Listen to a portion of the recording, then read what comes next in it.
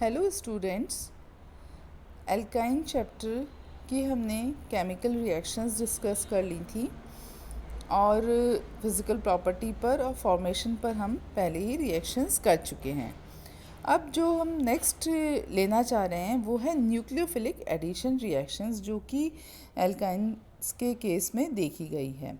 क्योंकि आपको पता है कि एल्काइन में दो पाई बंद होते हैं और उसके कारण से वो इलेक्ट्रोपॉजिटिव हो जाता है और जो इन पर इलेक्ट्रोफिलिक योग जो है वो आसानी से होता है।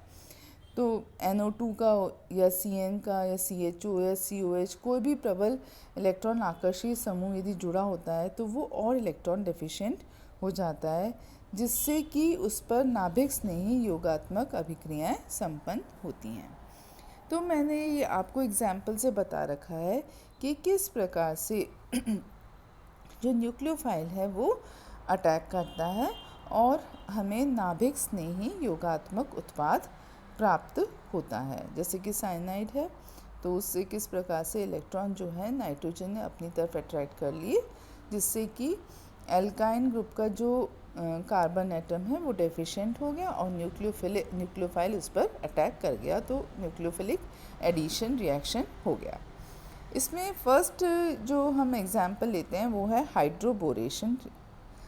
एल्काइन में हाइड्रोबोरेशन रिएक्शन मतलब कि एडिशन ऑफ डाइअल्काइल बोरेन के साथ में योगात्मक अभिक्रियाएं होती हैं और उससे एल्किनिल डाइअल्काइल बोरेन बनता है, जो एल्कलाइन H2O2 के साथ में ऑक्सीकृत होकर कार्बोनाइल यौगिक में कन्वर्ट हो जाता है। तो बहुत इम्पॉर्टेंट रिएक्शन है हाइड्रोबोरेशन रिएक्शन।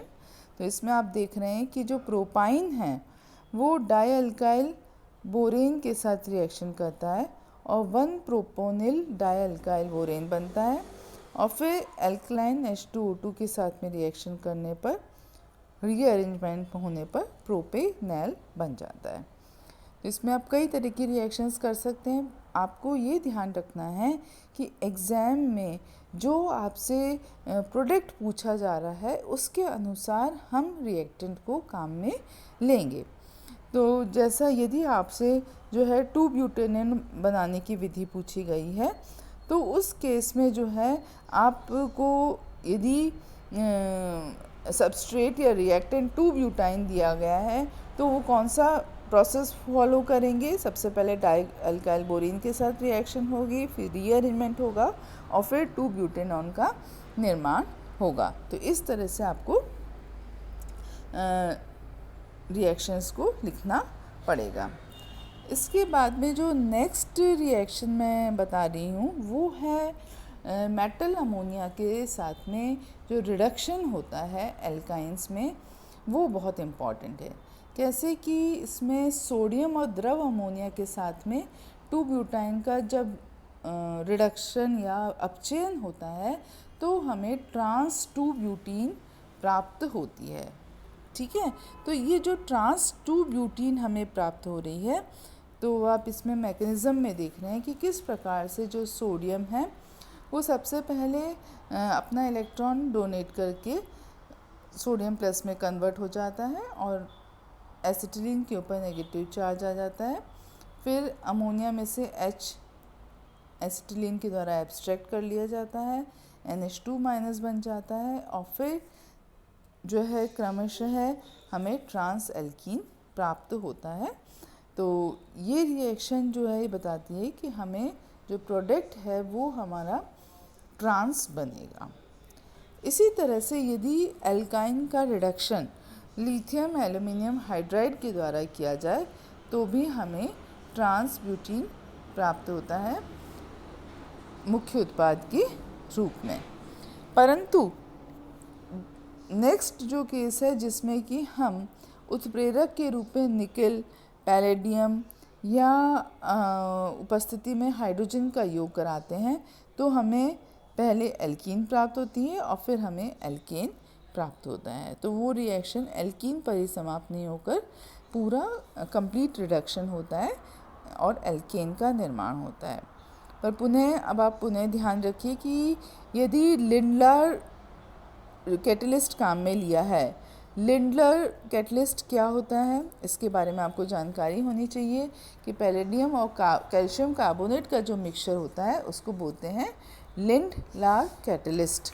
वो लिंडलर कैटलिस्ट की क्या प्रॉपर्टी होती है कि वो रिएक्शन को आंशिक में ही समाप्त कर देता है।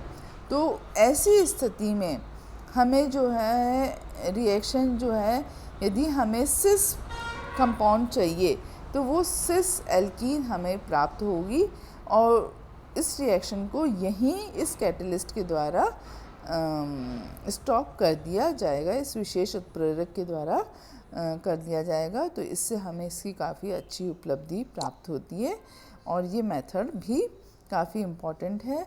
और लिंडलर्स कैटलिस्ट क्या होता है इसके बारे में आपको जानकारी होनी चाहिए और इस रिएक्शन के बारे में भी। तो अब हम आज अपना वीडियो जो है रिएक्शंस के बारे में, जो मैंने ये स्लाइड चला रखी थी वो यहीं ख़त्म हो जाती है। अब थोड़ा सा हम जनरल डिस्कशन करेंगे कि एल्काइंस जो होते हैं उसकी रिएक्शन आगे प्रिपरेशन, दूसरे कंपाउंड की प्रिपरेशन पॉइंट ऑफ व्यू से भी बहुत इम्पॉर्टेंट है, जो मैं इसे नेक्स्ट स्लाइड में डिस्कस करूँगी। कि जो इसकी पॉलीमराइजेशन रिएक्शंस हैं वो हमें आगे रबड़ और इन सब के निर्माण में भी काम आती हैं, या मेसिटिलीन के निर्माण में, या जो है इसका पॉलीमराइजेशन रिएक्शन बहुत इम्पॉर्टेंट है। साथ ही इससे हमें कीटोन्स प्राप्त होते हैं या एसिड प्राप्त होते हैं।